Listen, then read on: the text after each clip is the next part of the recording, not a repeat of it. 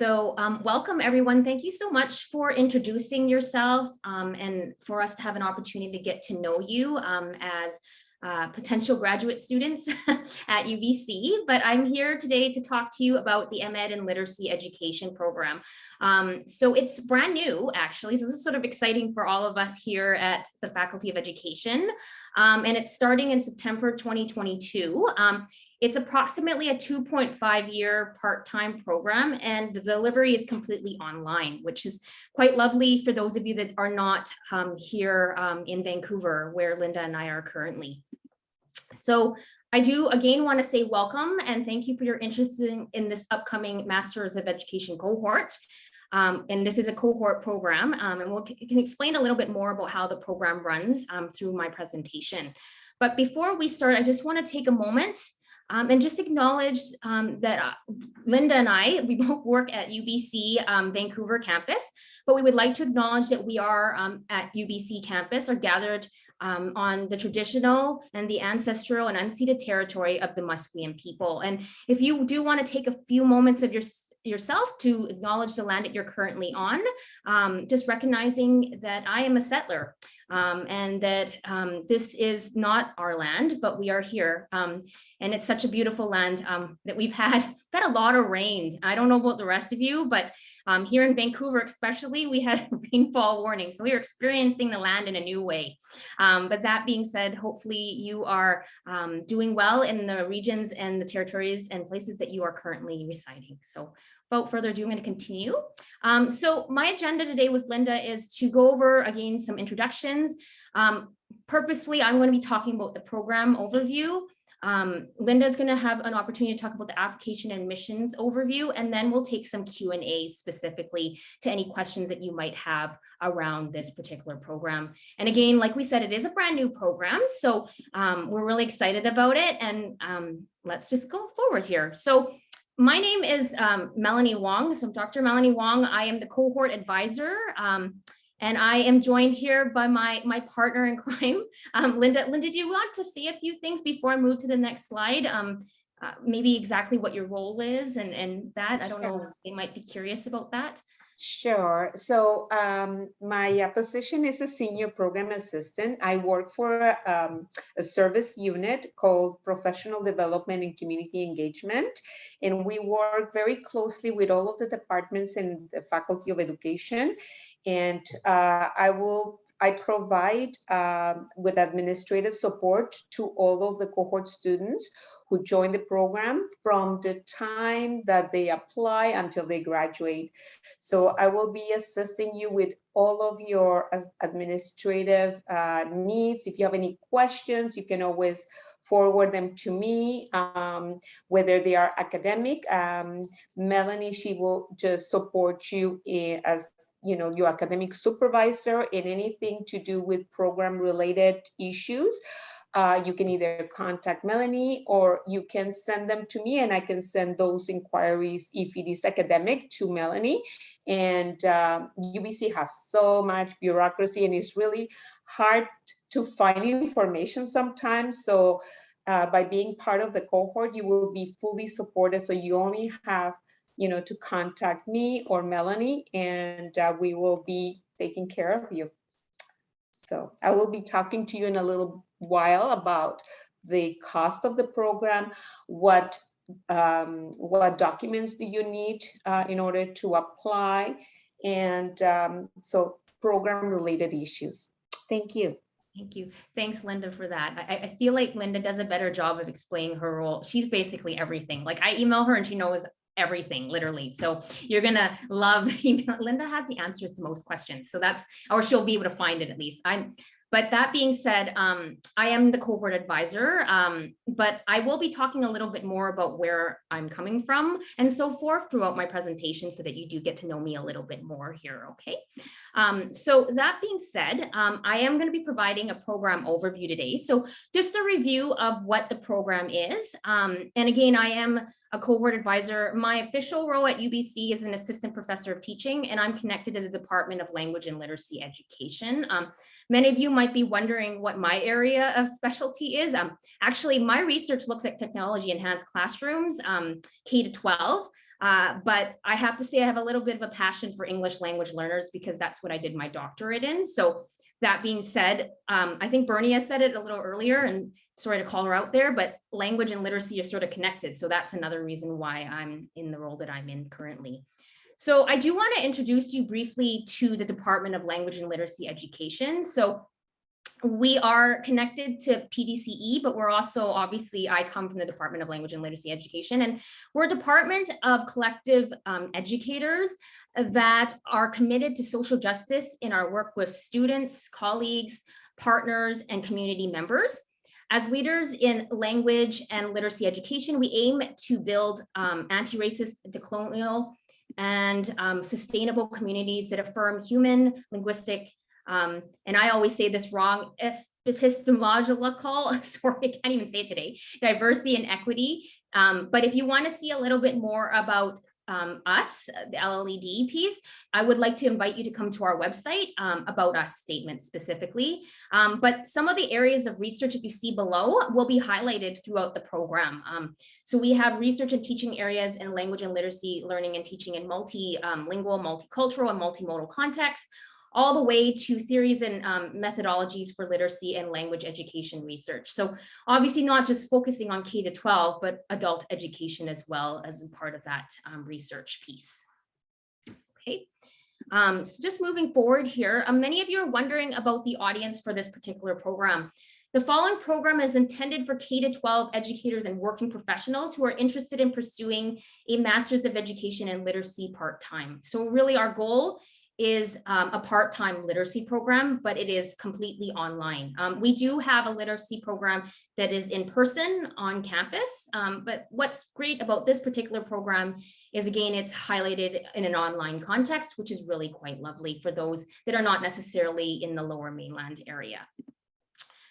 So being the primary focus of our program, the Masters of Education program is, I think of it as connecting research to practice. So our graduate students will have opportunities to read and engage with the latest research. And really the focus is to take what we read and put it back into practice. That really is the goal of this particular program. With that in mind, this program aims to personalize the learning for each admitted cohort. So what that means is depending on each cohort's learning needs. So that starts with us having conversations, and I'll talk a little bit more about that in a moment. Adjustments we made in the delivery of the courses. So traditionally, online learning can be either asynchronous, so it could be like your discussion forums and you get to learn at your own pace, but there's also an opportunity for synchronous opportunities, such as Zoom right now would be a synchronous opportunity. So one of the great things about this particular program is that depending on the cohort that's admitted, early on we'll have discussions about what works for the cohort, and there'll be opportunities potentially to even meet in Zoom for live sessions that work with everyone in the cohort and their timing. So don't see it as completely like, so this virtual program, it will adjust itself based on who is actually admitted into the program and what works for our learners and their needs. Okay. Students are encouraged from the beginning of the program to engage in self-inquiry by bringing their personal questions into these synchronous and asynchronous conversations and explore the answers to these questions through their course assignment and graduating project. So it doesn't matter what context you're coming from, whether you're K to 12 or you're in adult education setting, which we expect we will be seeing in this program. What we are encouraging you to do is to bring in those questions from your own environment. And there will be opportunities in the courses to take and adjust to support what you might be interested in your own setting and where you are might be. As I was listening to you earlier, many of us are coming from a K to 12 context, but some are also in an adult learning context. And therefore, as a result, there are opportunities for you in any setting to be doing some self-inquiry, because I think naturally when we come into a graduate program, we have questions, we have things that we want to know, as someone has shared earlier about writing. So that might be an opportunity to take up some of those questions in your coursework, and certainly that will be adjusted throughout the program for you. Even if we're specifically looking at a certain area, you could be looking at a writing focus per se. So keep that in mind, that is one of sort of the neat things about the program, is that there is an opportunity for you to do some self-inquiry. But here we talk a little bit more about the graduating project specifically.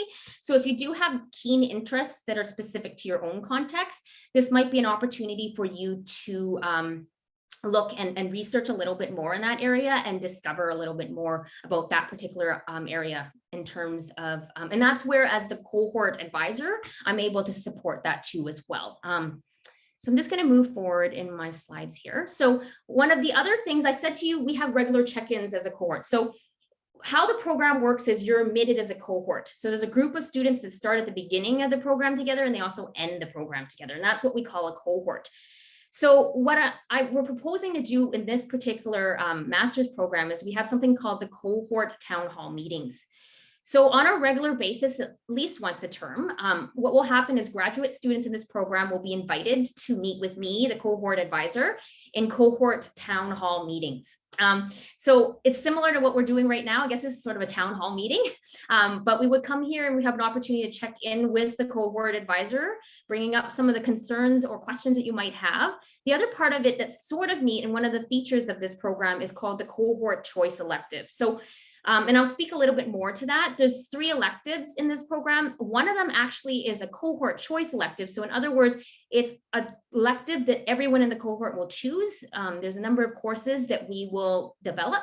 And there's one course that will be developed specifically because the cohort has decided this is really important to them as educators, and whether it's K-12 or adults. So that's sort of a neat thing, that there's a little bit of agency when it comes to the actual courses that are created for this program. Okay, so I just want to talk to you a little bit more about the proposed schedule. So as you know, this is a 2.5-year program. So it goes from September 2022 all the way to January 2025.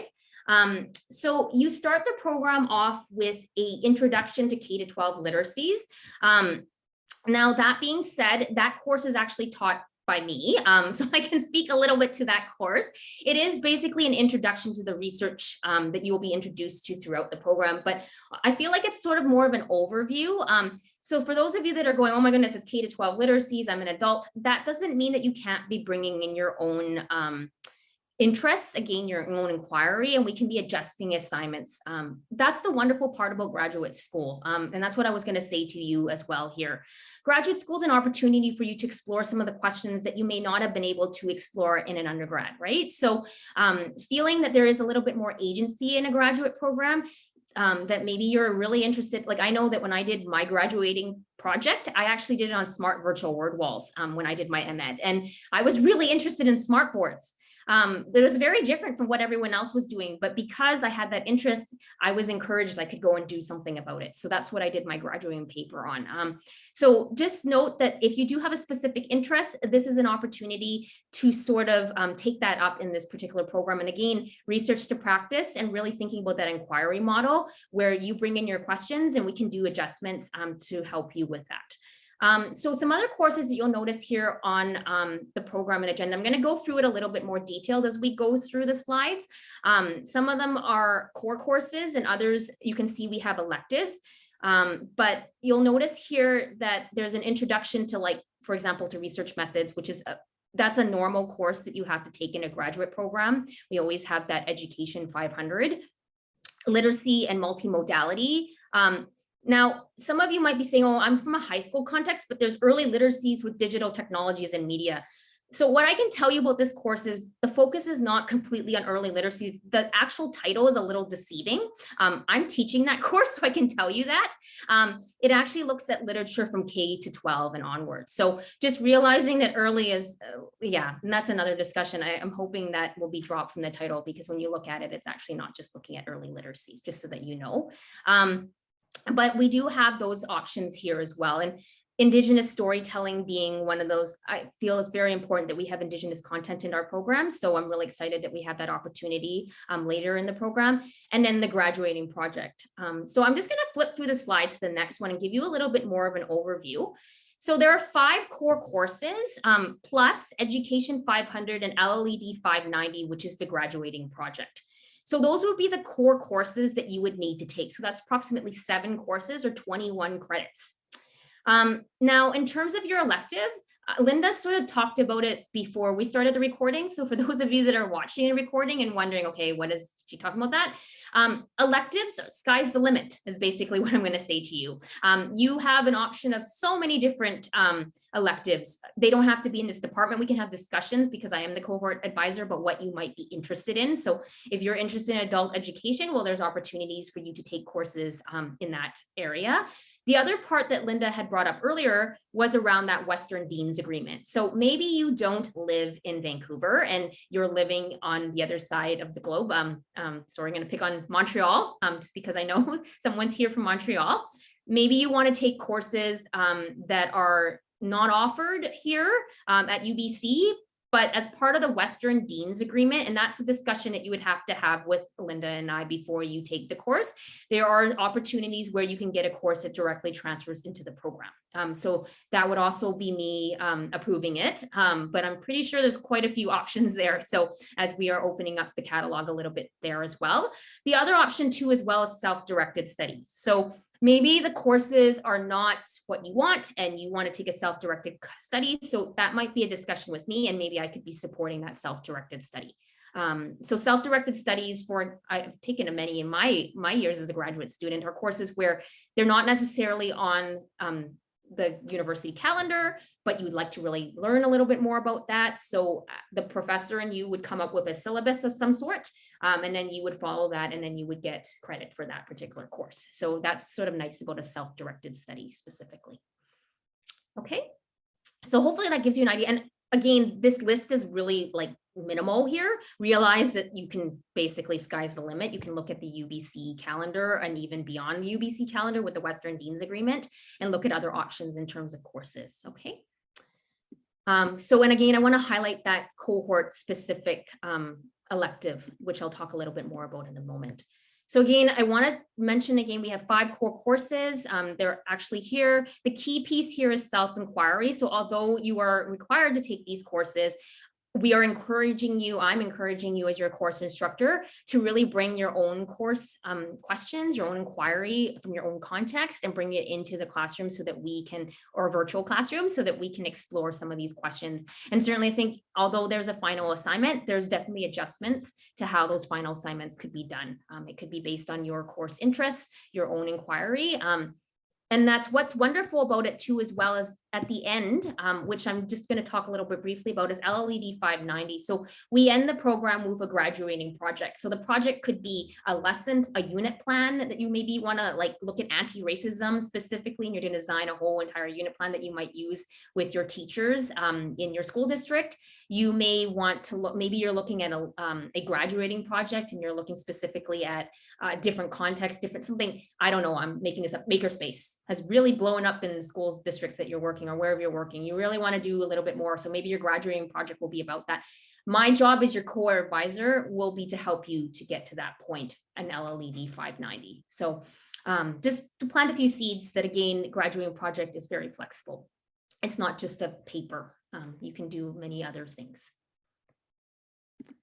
So one feature that's sort of neat about it is the virtual graduate student conference. So at the end of the 2.5 years, we want to celebrate the learning that's occurred over the course of the program. So LLED 590, again, I've said to you, is a graduating project. So we'd like to share what we've learned. Like, I mean, we've been learning for 2.5 years together. Wouldn't it be lovely to have an opportunity for a virtual graduate student conference? So I really want to encourage you, because at this point in time in the program, we're all excited. We're almost done, right? This is an opportunity to share what you've learned. You can invite your colleagues to come in, maybe in your school districts or your community.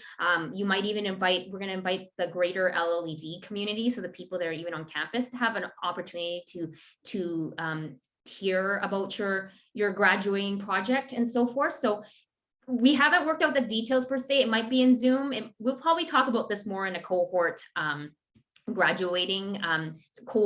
cohort town hall meeting. But that being said, just keep in mind that at the end of the program, we are hoping to have sort of a celebration of learning with a virtual graduate student conference. And it's nice on your CV too, to be honest. For those of you that are sort of seeking for that higher ed opportunity, conferences are big on CVs. So it's always nice to have some practice. So that is sort of a nice CV opportunity too as well. Okay.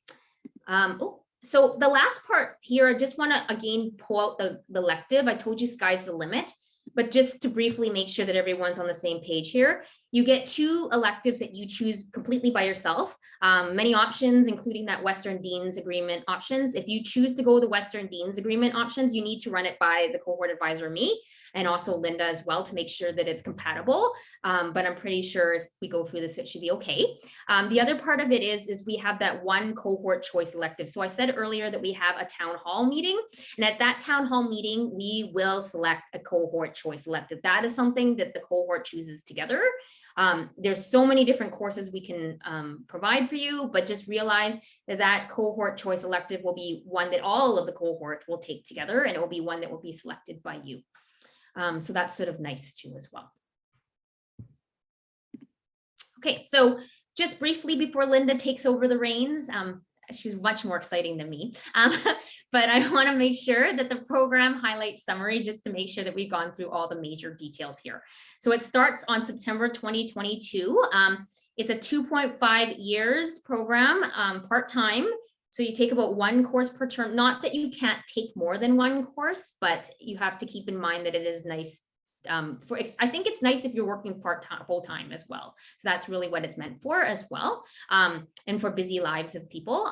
5 core courses plus education 500 plus the graduating paper, which is LLED 590. You have 3 electives. 2 of them are completely your choice, and 1 is the cohort choice elective, which you choose as a cohort. And finally, we have a virtual graduate student conference that we have at the end to celebrate the learning. So that's everything in a nutshell.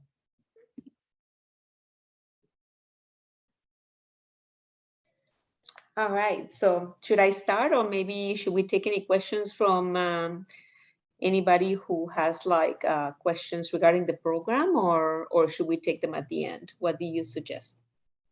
Maybe at the end, because we're recording, right? Okay, so I will go ahead. So thank you again for joining. It is a pleasure to meet all of you, and I really look forward in supporting you throughout your program. So like Melanie says, this program starts in September, and it is 2.5 years approximately, and is fully online. Okay, next slide. Okay, in order to be admitted at UBC as a graduate student, you will require to have a 4-year undergraduate degree with the B plus range, which is 76% UBC of all of your senior level courses, which are 300 or 400 level courses. If you do have a Bachelor of Education besides having an undergraduate degree, then you can have a little bit of a lower GPA average on your 300 and 400 level courses, which it would be 68% or a B minus. Students or applicants who have who do not meet the criteria that graduate studies requires, they can still be admitted, but with a special case rationale. That special case rationale will be prepared by Melanie and her department, just to justify to the Faculty of Graduate Studies how you would be successful in completing this program, despite of having a lower GPA that you are required.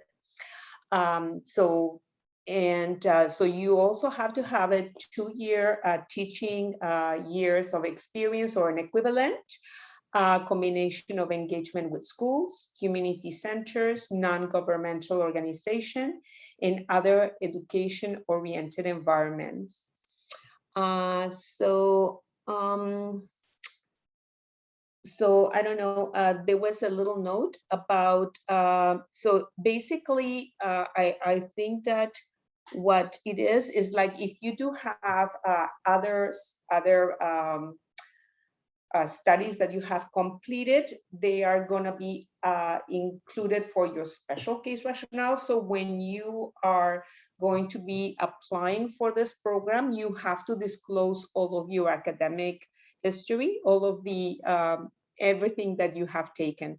But you know, the more things you have, then would be easier to prepare a special case rationale on your behalf if that is needed. Okay, maybe next note, unless you have a comment about this, Melanie, no? Okay, so, okay, so applicants, who are applying, who's from a university which English is not the primary language of instruction, must provide with the English language proficiency examination. I don't think that this applies to any of you who have been, who are joining us in this information session. So if you have taken courses like in a different institution that it is international as a visiting student, you will still have to provide us with a transcript from that. Just anything that it shows as a transfer credit, you will need to provide that in your online application. Next slide. Okay, so when you apply, you are gonna be asked to upload in your online application all of your post-secondary transcripts, with the exception of UBC. So you will be asked if you have attended classes here at UBC, and we will be able to, so then we will be able to access your student record. So you do not have to upload any transcripts from UBC.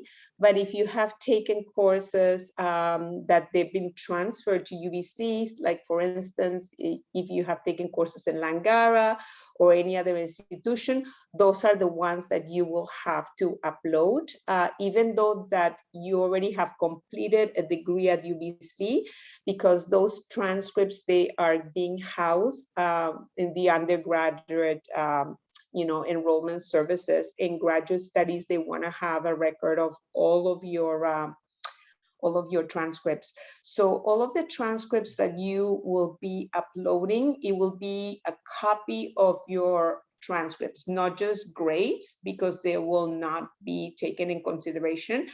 So we need to see that your degree was conferred in your transcript and when it was conferred. So yeah, so once that you are offered admission, that's when you will be required to send graduate studies, either an e-transcript or your official sealed transcripts. So we just need your official because they've been open transcripts, so in order for us to be able to adjudicate and see to see where do you fall in your GPA. So you will also need to provide us with 3 recommendations from either professors, educators, or administrators that speak to your engagement with education and leadership. And once that you are completing your online application, you will have a room where you will enter your referee's information.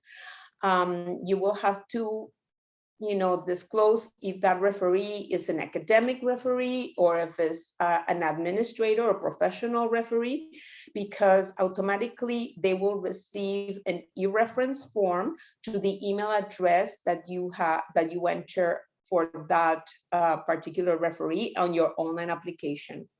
One thing that it is very, very important, just make sure that all of your referees, that you have a professional email address.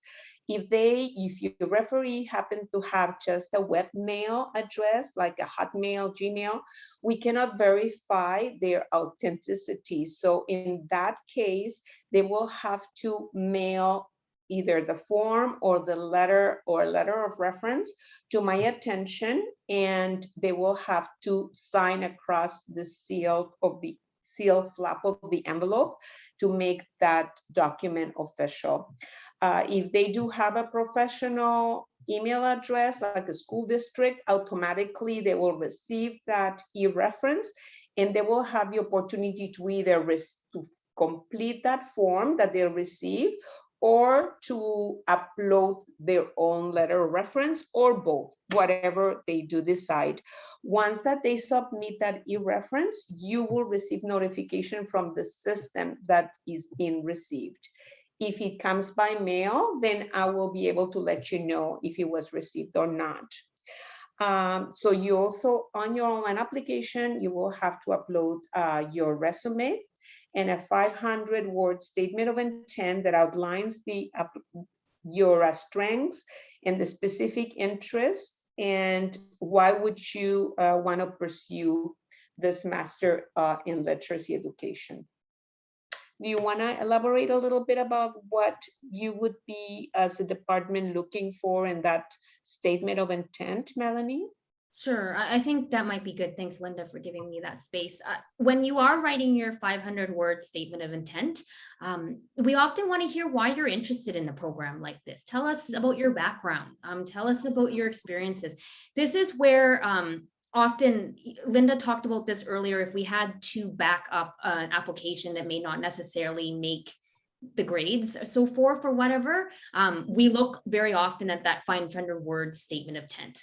We say, okay, well, this person is in a professional situation. This master's degree would really support the work that that particular individual is doing.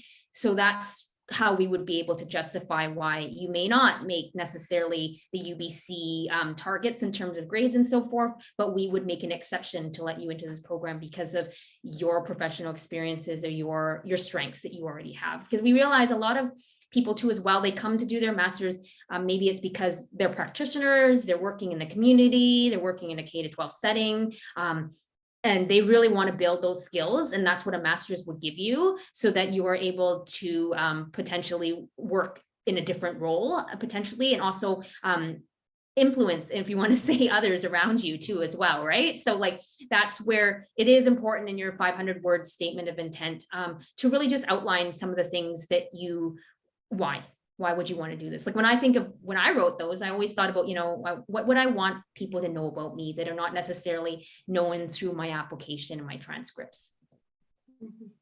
That's an Hopefully excellent that gives you an idea. Yeah. Thank you. And that works as well for the 3 letters of recommendation, because the department, the review committee of the department, they're not going to just look at your grades. They're going to see your file as a whole, what your referees they say about you, and your statement of intent, your experience. So everything, it is important, and they will be able to prepare a special case if you do require it, because the Faculty of Graduate Studies, they just looking at the grades portion, but not the department, because it is important that that everything that you have done, it counts. But I mean, the final say is going to be by the Faculty of Graduate Studies, but the department will make a very strong case for you to justify all of those points. And maybe the next slide. Okay, so the online application, it is open, so you can apply anytime now. You will have to go to this link, which if you go to our website, to the PDC website, automatically will take you to this link. This is the link from the application link from the Faculty of Graduate Studies. Since there are so many programs that they have, in the graduate studies, we want to make sure that you are applying to the correct program, and that it is the one that it is fully online, not the one on campus. So when you are applying, it's gonna ask you for a program search. So the program search, you enter this 4-letter words, LITR, which is literacy education. This is an internal code that it will automatically will send your application to this program. So you upload all of your supporting documents, and once that you complete your application, and then you have submitted all the applications, you will have to print an acknowledgement. It's a PDF acknowledgement that you are applying to a part-time program. So and then you will upload it into your online application.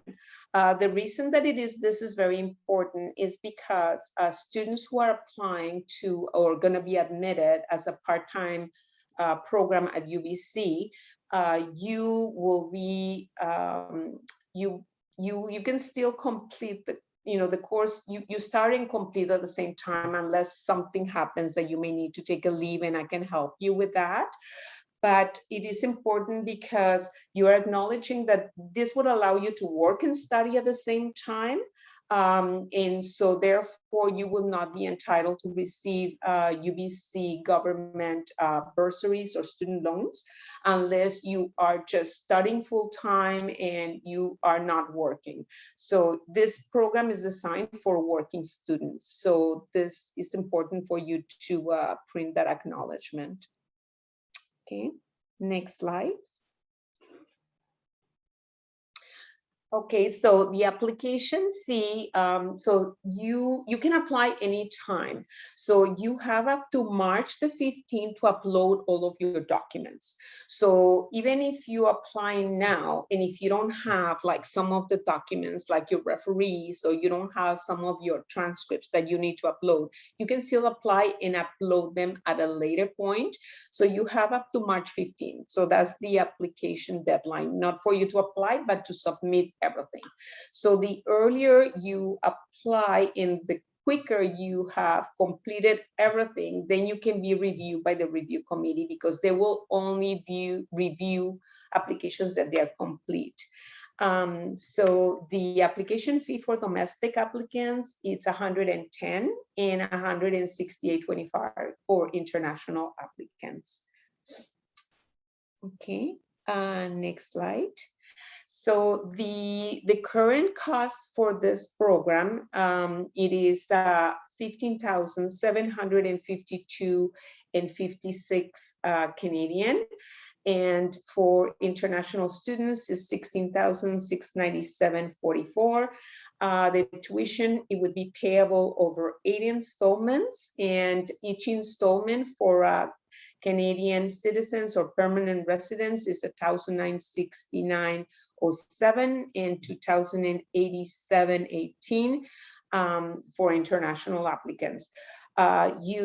This will go up if, like, the tuition is reviewed by Senate, and it goes up every May by approximately 3%. So you can expect that it will go up. So this is the current tuition. The tuition, you can take additional courses, even though that they are 10 courses or 30 credits that you are required to complete this program. So the 5 core courses that Melanie had mentioned, plus your Education 500 and the graduate paper. So those are 7 courses that they are required.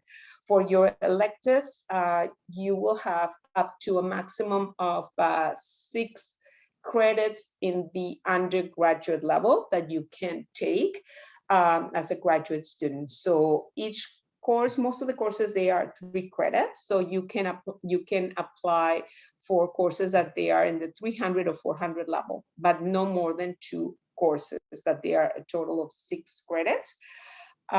So if you want to take additional courses that they will not be part of your program, but they are additional courses, you can still take them while you're taking the program. But make sure that you check with Melanie just to make sure that you're not taking too much, and that you'll be able to succeed in completing this program. If you happen to fail any of the additional courses, you will not be able to graduate. So if you want to take additional courses, you have to make sure you pass them, or you can contact the instructor and you can audit them. So you can just take them, for pleasure, because you really want to take a particular program. So you will have to check, and I can help you with any of the forms that you need to do, like those forms that you need to send to the instructor.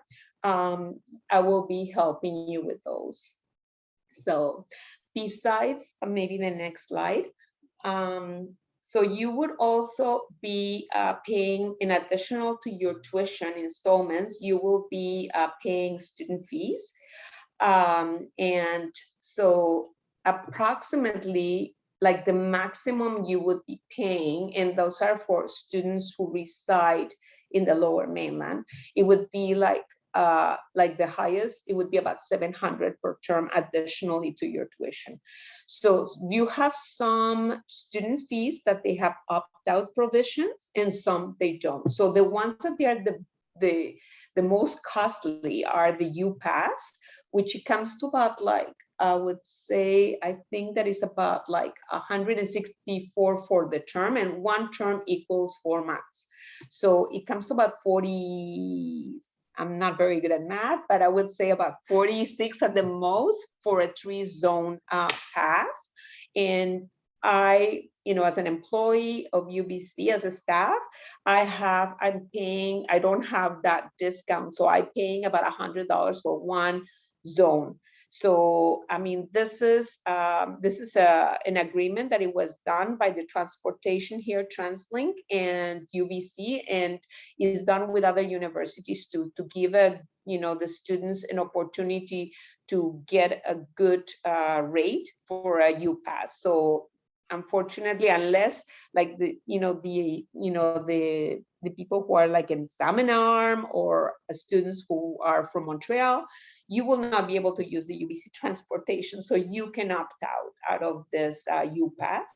And also the medical and dental, which is about 260 something for the year. If you do have medical and dental coverage through your plan or your spouse's plan, then you can opt out from this too. So those are the two biggest fees that you will have to cover, that for your additional to your tuition. So as I mentioned, you are paying for your program as a whole, not per credit basis. So that means that, if you want to take additional courses, you don't pay for those additional courses. Only just make sure that you take them within before you graduate, and that you check with Melanie. Also for your electives, you check with Melanie, because Melanie, she is your academic supervisor. So she will make sure that all of those courses that you are wanting to take, they will be appropriate for your degree, right? So for the payment for either for the tuition or for your online application, we accept bank transfers, checks, money orders, and credit cards payments. Next slide.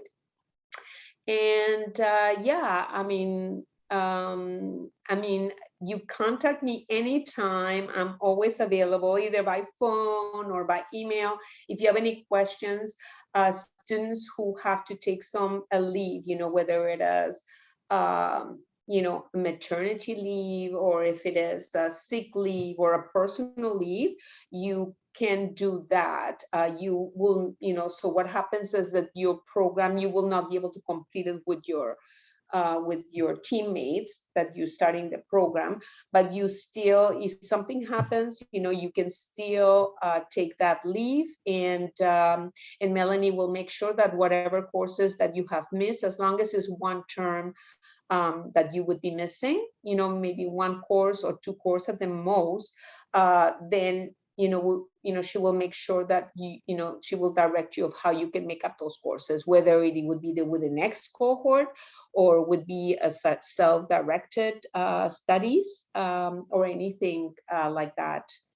And I guess we can stop the recording, and we can take questions.